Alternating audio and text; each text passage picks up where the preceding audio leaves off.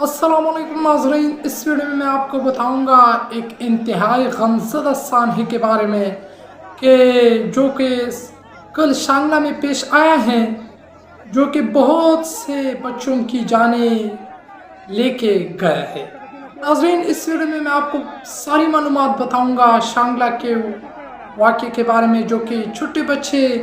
Cricket देखने के लिए आए थे, तमाशा करने के लिए आए थे, लेकिन ऊपर से पहाड़ी तोदा घिर गया और वो सारे जो बच्चे थे वो शहीद हो गए। तो नाज़रीन, इस वीडियो में एक तो मैं आपको हुकूमत पाकिस्तान की अफसोसनाक इंतज़ामात के बारे में बताऊंगा, और दूसरी जो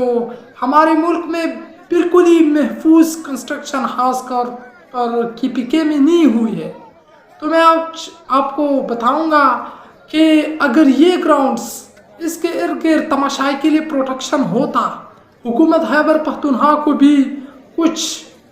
ख्याल करते, हुकूमत खैबर पख्तूनख्वा को भी कुछ देते, तो आज ये वाक़या पेश ना आता। अगर आप बाहर मुल्कों का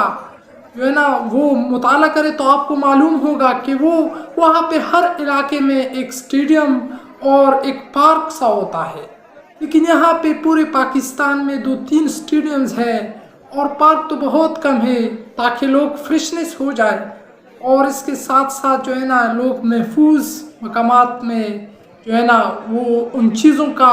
लुत्फ़ानंदोज़ उठाए। लेकिन हम हुकूमत पाकिस्तान से ही अपील करेंगे कि आप जो है ना KPK को भी कुछ दे और पंजाब को भी प्रोटेक्शन दे,